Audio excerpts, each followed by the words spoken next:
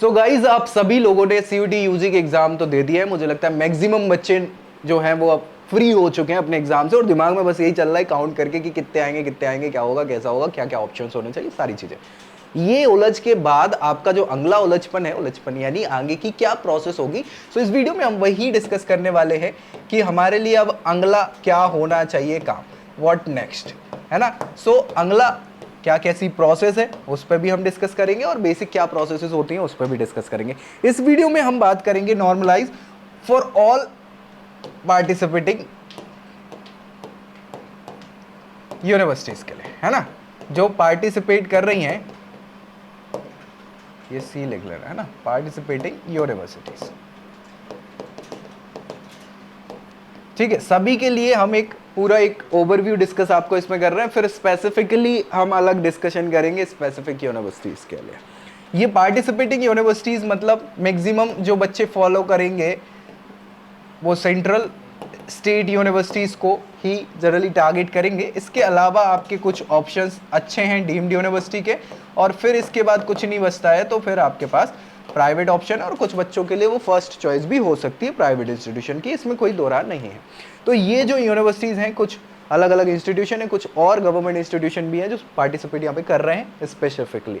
तो इनके लिए क्या होगी कि अभी सभी आप सभी लोगों ने क्या कर दिया, सीयूईटी का एग्जाम जो है वो दे दिया, है ना, एग्जाम डन हो गया आपका, मान के चलिए ऐसा हम बोल रहे हैं। और ये यूजी के हम बात कर रहे हैं, पीजी का तो बहुत आगे प्रोसेस बढ़ चुके। तो बच्चों ने एग्जाम दे दिया, अब वो वेट करेंगे रिजल्ट का। किसका वेट करेंगे, रिजल्ट का वेट करेंगे। तो जैसे ही रिजल्ट आ जाएगा आपका एक स्कोर कार्ड आपको मिल जाएगा भैया, ठीक है, स्कोर कार्ड मिल गया।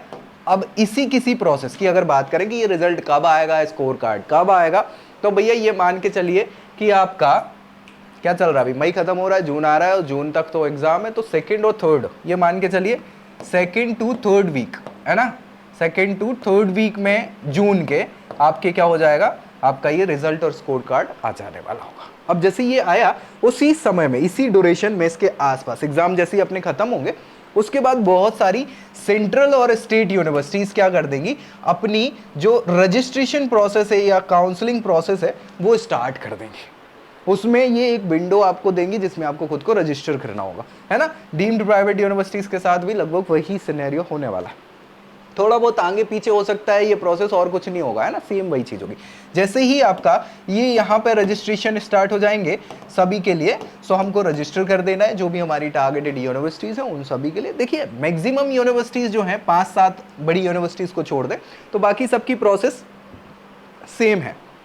बाकी उनके लिए क्या होता है कि वहाँ पार्टिसिपेंट ज़्यादा होते हैं, एप्लीकेंट ज़्यादा होते हैं, इसलिए उनकी प्रोसेस लंबी खिंच जाती है, तो वो फेज़ वाइज चलती है या अलग हो जाती है, first phase, second, third phase क्या चल रहा है वो सारी चीज़ें बाकी लगभग सेम ही होती है सभी के लिए। सो रजिस्ट्रेशन करा, रजिस्ट्रेशन में आपको करना ये है कि अपनी इन्फॉर्मेशन आपको प्रोवाइड करानी होती है, साथ ही साथ आपके डॉक्यूमेंट्स वगैरह आपने सबमिट करने होते हैं वहाँ पे, और फाइनली आपने सारी जानकारी चेक कर ली तो आपको पेमेंट वगैरह जो फी पेमेंट है, रजिस्ट्रेशन फी वगैरह है, वो आपको रखनी होती है। ये सब आपने प्रोसेस पूरी कर ली ना रजिस्ट्रेशन की, इसके बाद अगली प्रोसेस पे आप पहुंचेंगे।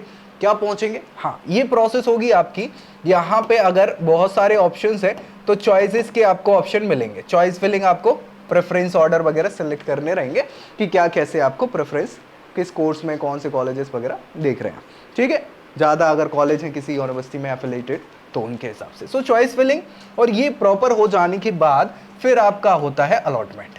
क्या होता है, अलॉटमेंट का रिजल्ट आएगा। अब ये यूनिवर्सिटी टू यूनिवर्सिटी वेरी करता है कि ये अलॉटमेंट की प्रोसेस कितने राउंड्स में होगी, अलग अलग, first, second, third, fourth, fifth, six तक भी जाती है किसी किसी यूनिवर्सिटीज़ की, वो तो कैंडिडेट टू कैंडिडेट और सीट टू सीट वेरी कर जाती है, ठीक है। तो अलॉटमेंट में आपके पास क्या होगा, सीट आएगी, है ना। अब सीट आएगी तो उस सीट को एक्सेप्ट कर लेने का, अगर आपको लगता है कि ये वर्थ इट है तो, अदरवाइज आप अपग्रेड कर दोगे। अपग्रेड करने का मतलब ये होगा कि उससे अच्छी सीट मिलने के मौके अगर अगले राउंड में मिल रहे हैं तो मिल जाएंगे। अगर इन केस आप एक्सेप्ट कर लेते हैं किसी इंस्टीट्यूट को जो आपको मिली है सीट उसमें, तो आपको फर्दर प्रोसेस क्या करनी होगी, एक आपका प्रोविजनल अलॉटमेंट लेटर आपको मिल जाता है। क्या मिल जाता है, अलॉटमेंट लेटर। अब ये लेटर जब आपको मिलेगा तो क्या हो जाएगा, अलॉटमेंट लेटर के साथ ही उसमें पूरी की पूरी व्यवस्थाएं आपको बताई होती है। व्यवस्था इन द सेंस कि अगला आप क्या करना है, प्रोसेस, फर्दर प्रोसेस यही होती है कि आपको फिजिकली जाना होगा उस पर्टिकुलर इंस्टीट्यूट में, फिजिकली आप जाएंगे और वहाँ पे आपको अपने सारे डॉक्यूमेंट्स क्या करने होंगे, वेरीफाई कराने होंगे। अगर गड़बड़ पाए जाते हैं डॉक्यूमेंट तो आपको, अगर वो सुधार नहीं होंगे तो कुछ मौका दे देंगे, अदरवाइज खत्म काम, सीट हटा दी जाएगी क्योंकि गड़बड़ करी आपने। और आपको कोशिश करनी कि ये सारे डॉक्यूमेंट सही फिल करें, ठीक है। और फाइनली फिर फी वगैरह जो है उस सेमेस्टर की, ईयर की, उस इंस्टीट्यूशन की वो पे करनी होती है। और ये सब होने के बाद सब सही रहता है तो आपको एक ऑफिशियली लेटर मिल जाता है और वो फाइनल लेटर होता है अलॉटमेंट का। और उसके बाद आप क्लासेस वगैरह स्टार्ट करोगे, जो भी कमेंसमेंट ऑफ क्लासेस रहेंगी उसके साथ। तो ये पूरी नॉर्मल प्रोसेस होती है किसी भी यूनिवर्सिटी में एडमिशन की। मुझे लगता है मैक्सिमम बच्चों को क्लैरिटी इसमें हो गई होगी। फिर भी कुछ डाउट्स अगर आ रहे हैं तो नीचे कमेंट कर दीजिएगा ताकि उसको रिजॉल्व किया जा सके। और एक बहुत ही इंपॉर्टेंट चीज जो है कि आपको अगर काउंसलिंग मेंटोरशिप चाहिए है ना, काउंसलिंग मेंटोरशिप, इसमें बेसिकली हम आपको क्या करेंगे, गाइड कर देंगे एडमिशन तक के लिए, है ना, क्या क्या ऑप्शंस आपके पास अवेलेबल है, सारी चीज़ें। तो उसके लिए आप व्हाट्सएप कर सकते हैं 9301894703। ये व्हाट्सएप ही करना है, कॉल और बिल्कुल नहीं उठाऊंगा मैं। तो व्हाट्सएप करेंगे और ये पूरी प्रोसेस जो होगी आपके लिए ये होगी पेड। क्या होगी भैया, पेड होगी। और इसके बेसिस पे हम आपको, चाहे वो डीयू हो, बीएचयू हो, कोई भी आपके टारगेटेड इंस्टीट्यूशन हो, उनके लिए काउंसलिंग प्रोसेस प्रोवाइड कराएंगे आखिरी एडमिशन तक के लिए, ठीक है। तो ये चीज़ आपको क्लैरिटी हो गई है मुझे लगता है। आप दोस्तों में इसको शेयर कर दो और चैनल सब्सक्राइब कर लो ताकि ऐसी जानकारी मिलती रहे। I hope you like this video. For more such videos, keep watching our channel and do not forget to like, share and subscribe.